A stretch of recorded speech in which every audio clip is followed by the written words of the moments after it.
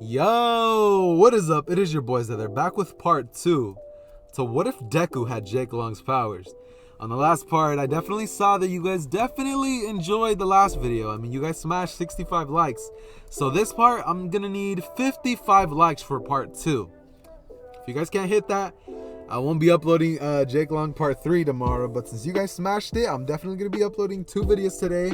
Originally, it was just going to be 1 because I also dropped Microbots, which was like a 45-minute long video, and that was tiring. I actually just finished recording it. But yeah, that being said, let's go ahead and get into this recap and then get started. Okay, boys. Last part, we had essentially left off with Deku learning that about his dragon powers, and he doesn't actually know that it's not from a quirk. It's him. It's magic.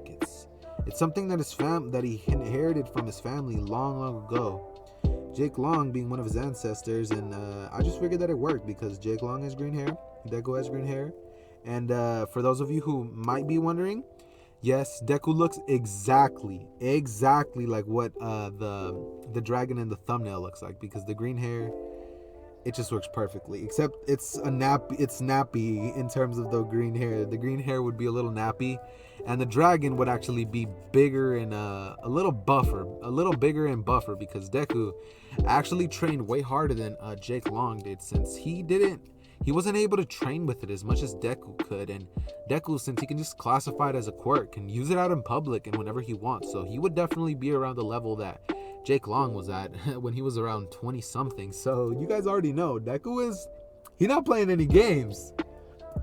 So yeah, basically, also Melissa ended up meeting Inko, and in this version, Melissa's actually going to be going to U1A. She's like, I already established, and she's also going to be around the same age that Deku is. Exactly the same age. I made her age go down a little bit so that it would work with the story and she wouldn't be a third year. And she's also going to still have the brains that she did in the movie. Sorry about that, but she would still have the brains that she had in the movie, as well as amazing combat ability. She would have actually ended up training herself in various forms of martial arts, and she would be around that Rose level of strength, putting her at around, say, 5% one for all. She also created a nanobot tech suit for herself that's going to be revealed a little later. I'm not going to tell you guys how strong it is, but you know, she's pretty smart, so I figured someone like her could probably create something like that. Anyways, that being said, let's go ahead and officially get started. So Melissa would have actually ended up leaving Deku's house. When she was about to leave, Deku would tell her that if she couldn't stay a little longer, but she would tell him that nah, she actually has to get going right now, because she actually has to let her father know that she's pretty much doing good, because she's living here on her own. You know, her father's away on the island and she actually can't go. And Deku would proceed to be like, oh yeah, makes lots of sense. I mean, I understand. As Deku would basically tell her, but how about I take you home? As Melissa would be like, oh, you're gonna walk me home? And Deku transforms into a dragon as he says, how about I fly you home? As Melissa's like, oh, you wanna fly me home? And you already know what's about to happen. Okay, it just doesn't work this time. But you guys know, I always enjoy adding that little thing. It happened ever since my Shirakumo, and it's gonna stick around for forever. It's always gonna be here. Anyways, that being said, Deku would actually end up taking Melissa home, and she would actually basically be heading off.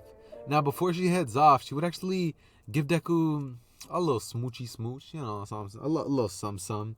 And afterwards, she would actually walk inside. As soon as that happens, Deku would begin to fly into the air and go, woohoo! As he begins to fly home. Just really, he's basically falling for her immediately. Now, Deku would actually arrive home pretty quickly and would begin to text Melissa about what had happened. Now, she would tell him that it was kind of crazy how his mom actually interrupted what was about to happen, and Deku would tell them, yeah, I'm glad we got to pick up on that when I took you home. And she would say, I'm glad you took me home. As they would basically keep texting for the rest of the night, and Deku would basically just not be able to wait until the next day that he got to see her. Now, the next day came around, and Deku and Melissa would have actually spent almost more of the entire day talking to each other. Uraraka would have been a little jealous and not really know why, since she didn't really know Deku like that, but for some reason, like, she just felt off every time that she saw Deku and Melissa together. She would basically realize that she's jealous around this certain time. The day would basically go pretty boring, but Deku would be enjoying himself since he's with Melissa. Up until All Might walks in. Now, All Might would walk in and be like, I am here! As the students are like, All Might! And Melissa's like, hey, Uncle All Might. As All Might's like, hey, Melissa, like, I didn't know you were going to be coming. As she's like, yeah, I know. I got to convince my dad to come to UA last minute. As all of the students are just like, what? You know All Might? And she's like, yeah, that's my uncle, basically. And All Might explains to them the story of how basically he's her uncle, essentially. And all of the kids would be so jealous. They'd be like, damn, you probably been trained by All Might with your amazing quirk that you have. And Melissa would proceed to tell them, I'm actually quirkless. As they would all be like, you're what? And she'd say, yeah. And they'd be like, then how'd you get so high on the tests? As she would say, well, I mean, I've trained my body, right? So I'm very strong. She would definitely be around Stain. She would be Stain level. Yeah, she'd be Stain level in terms of combat. So you already know she can throw hands. And she'd basically be Rose 2.0. We all know who Rose is. We all know who Rose is. Now, anyways, this is when they would begin to be told about the heroes versus villains thing. And they would actually be told that the clothes make the pros, as they are introduced to the suits that they made. In terms of Melissa, she would actually say that she actually created her own suit, and she had actually brought it in with the exact same UA cases. All Might would say, well, I kind of expected that from you. Go ahead. As she would put on a nanotech suit that would basically coat her body with a skin-tight black suit, because Rose did look pretty good in that one purple suit or black suit. I don't know. It'd be like a purple. What color suit did Rose use? We gotta know. Rose American Dragon. All right, let's see. What suit did she use? We all know she had the blue hair. We all know. It was a maroon. Okay. It'd be a maroon outfit that basically was essentially the same thing that Rose's was. It'd be a maroon outfit without the ninja mask, so it'd be very skin tight, and it would actually have technology that would basically increase her strength and have her normal human capabilities be increased tenfold. So she would have the Stain level of combat, Rose level of skills in terms of how to use a bow staff, or not a bow staff, like a spear, I guess you could say, a double-edged spear, kind of like Darth Maul, I guess you could say, that was actually very techy. So it had it could shoot lasers out of it, and it was pretty fire. And also, she would also have that suit amplify her strength to about 30% of one for all. 30% of one for all in the suit that she has. So Deku, he's gonna have a run for his money if he's not using his dragon form against Rose. And even if he is, I mean, it's gonna be very hard to fight against somebody like Rose. I mean, she's still gonna, because in the original, Rose could kick Jake's ass. Or not really, because Jake would hold back against her. So it would be basically the same, because Jake's not gonna, Deku's not gonna go crazy against, his girl. So this is when Deku would actually be like, whoa, you look amazing. As Deku is not wearing a costume. His costume is his dragon form. As she would say, well, you look pretty good yourself. As Deku then says, yeah. Deku would ask her if she could make her one of those dope little suits, and she would actually tell him that she doesn't know if he's ready for it. As Deku and her would basically bump each other and be like, well, whatever. This is when the teams would be announced. In this version, teams would be a lot different. It would actually be Deku and Melissa versus Bakugo and Ida. Like I had already established, Bakugo and Deku are actually friends, and as soon as Bakugo sees that he was put up against him, and he sees that Deku was actually flirting with Melissa a lot today, he would walk up to Deku and be like, hey, Deku. He'd be like, I can see why you haven't been talking to me recently. And Deku would begin to be like, yeah, I'm pretty focused on her. As he basically starts teasing him about being in love. And Deku's like, Because I'm not gonna lie to you guys. Every time Deku would look at Rose or think about Rose, he would have that little Jake effect with the hearts in his eyes and things like that. Because we all knew and loved that. Like when Jake would look at Rose and like he would get like the little heart eyes. So Deku's gonna have it too. Come on now, it's essential. So this is when Deku would actually be paired up with Melissa. As soon as the thing starts, Bakugo would basically come rushing in, trying to take out Deku as fast as possible because he knows that if he doesn't take Deku out fast, he won't be able to at all. And he's actually been training very hard for this occasion. Bakugo's never actually beaten Deku in any normal... He's only beaten Deku in terms of using base, but in his dragon form, Deku's always beat Bakugo. He would rush in there, and right before he's about to use a giant explosion on Deku, Rose would jump in with her staff, shooting an energy blast at Bakugo, sending him back. As she says, "Go on, I'll take him out." As he would say, "Are you and she'd say, "Go." As Deku was just like, "Okay." As he would basically bust out through the window and fly towards the room that Ida was in. Ida would be looking at the door, not really focusing on the window, as Deku would bust in through the door and shoot an ice breath right at Ida, freezing him in place and before he could run.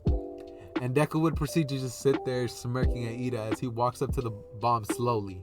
And this is when Melissa would actually be taking Bakugo on in close combat. He would be using his very weird unorthodox moves, but Melissa would be able to dodge all of it because she has unorthodox moves as well. She would begin to fight Bakugo and she would actually pin him down. Right as she has him pinned down by the arm, about to break it and snap it, this is when Deku would touch the bomb and she'd say, "Well, good match." As she would extend her hand out to shake Bakugo's hand, as he would get up kind of scared of her, being like, "Oh yeah, good match." Now when Deku would walk up to him, Bakugo would be like, "Your girl is scary strong," as Deku would say, "Yup." This one, Melissa and Deku would basically talk about the match, and they would meet in the little training room. All of the other matches would essentially go to canon, with Uraraka taking the place of Koda. I think it was that I kicked out Koda. Yeah, Koda. Let's just say that Koda got kicked out, right? Because I'm pretty sure that's what I said, right? I'm not too sure. But anyways, yeah, Koda, she would have taken Koda's place. He got kicked out. I'm just gonna say that now. And this is when they would basically decide that Deku and Rose are just gonna kind of like ditch. Just kidding, they didn't ditch. They would wait until the classes end, and this is when Deku and Rose would actually decide to go hang out at one of their places. She would tell him that if he wanted to, they could go hang out at her place because she actually lives alone. As Deku would be like, "Alone, you say?" And she would say, "None of that." As Deku would be like, "Okay." Now this is when Rose would proceed to take him home, and when they arrived, Deku and Rose would essentially just be flirting some more for the rest of the entire day, as he and Rose would proceed to just basically talk a little bit and watch some movies while they were just chilling together. This is when Deku and Rose would proceed to get closer, and they would begin to make out of nowhere. Deku after this would actually turn into a dragon and pick her up and begin to hold her up in his dragon form, as he then says, "So," and then out of nowhere, without even realizing it, he transforms back into a human but still keeps the wings, keeping him in air. As Melissa's just like, "Deku, you're," as Deku's like, "What? I didn't know I could do that." As he's like, "Awesome." As he says, "I could probably get around way faster now that I'm lighter." And Melissa's just like, "Yeah." And she's like, "Can you put me down?" And Deku's like, "Oh yeah, sorry." Now this is when Deku would actually look at Melissa and be like, "So, do you want to be official?" As Melissa just starts playing hard to get. She's like, "What do you mean official?" As Deku gets to the point, and this is when Melissa would actually tap him on the head and be like, "Of course I do." They would actually now officially be dating, and this is when they would basically just have a couple of hours worth of just making out. If you guys know what you guys all know what was going on, that would proceed to happen. And this is when Deku would basically go home. He would fly home. Inko would ask him where he was, and Deku would tell him that he was actually hanging out with Melissa. He wouldn't go get a bite to eat over there, as he actually lied. Before he went home, he stopped by a shop just to get some food because he was pretty hungry, and because all they had was snacks. I mean, snacks will do only will do so much for you. As Deku arrives home, and Inko's like, "Okay, well, I do like that girl, so just make sure not to break her heart," as Deku would say, "I would never." Now Next day would arrive, and they would actually be on the bus. This is when Suyu would actually mention who has the strongest quirk in the class. And she would begin to say that the strongest fighter, in her opinion, in the class is Melissa. As Todoroki hears this, and he's like, yeah, right. Thinking he could take her out in one shot. And this is when Melissa would actually be like, oh, I mean, yeah, I'm like probably the most trained, but in terms of who has the strongest quirk, I'd say that Deku has that. As Todoroki hears this again, and he's like, whatever. This is when Deku would actually breathe a little bit of ice out of his mouth as he looks at Melissa, and he's basically drooling, as the class would notice that he has ice. And this is when Todoroki would basically finally pay attention to that. He would say, wait, Midoriya, do you have fire and ice? As Deku says, yeah, what about it? As Todoroki's just like, ugh, damn this guy. As he basically is thinking that Deku has his quirk, but even stronger. Todoroki would have also kind of disliked Deku because he has a fire quirk. And Todoroki still has his weird thing for people with fire quirks. So, yeah, Todoroki would not like Deku at all. Yet. No. Todoroki's just going to always hate Deku. I just want to keep it like that. Todoroki's a bitch. Anyways, this is when Deku and the rest of the class would arrive into the USJ. 13 would proceed to give her a little speech that she did in canon, telling them about how their quirks can be very heroic, but they can also be very dangerous. And she would explain to them that they're going to be doing rescue training when out of nowhere a portal appears. This portal being Kurogiri, of course, and he would begin to rush in there and get at the students without the students knowing. They would begin to get teleported to different places, and this time, Melissa would actually get teleported to Deku's area.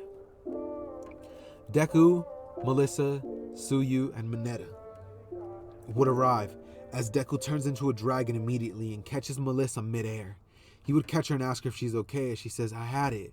As Deku's like, I know you did. I just wanted to make sure you were good.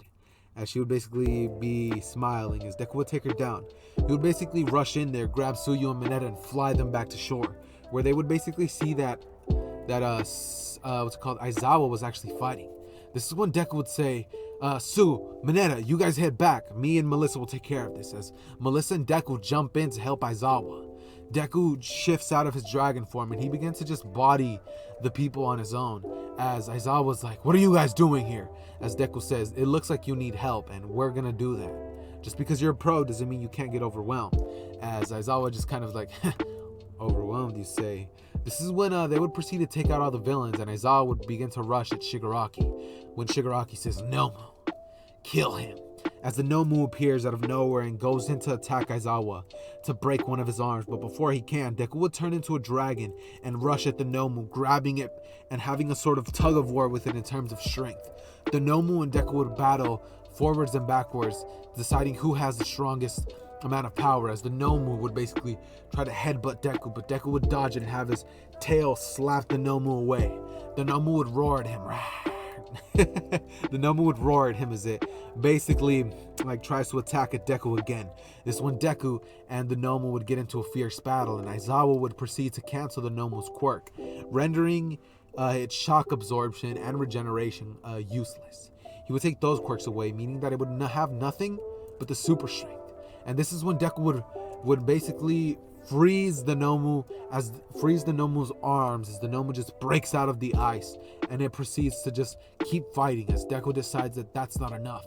This is when Melissa would actually tell Deku to get out of the way as she shoots a giant blast, a concentrated blast of energy that she created herself, right at the Nomu's head, as the Nomu's head just explodes and goes everywhere. Out of nowhere, you just see Shigaraki being like, no, damn you, as he says, Kurogiri, let's get out of here. This one, Deku would rush in there and say, I don't think so, as he rushes in there and grabs Shigaraki, but right as he does that, Kurogiri would appear, teleport Shigaraki back into the base, and teleport himself, and just leave the Nomu's corpse there, laying down.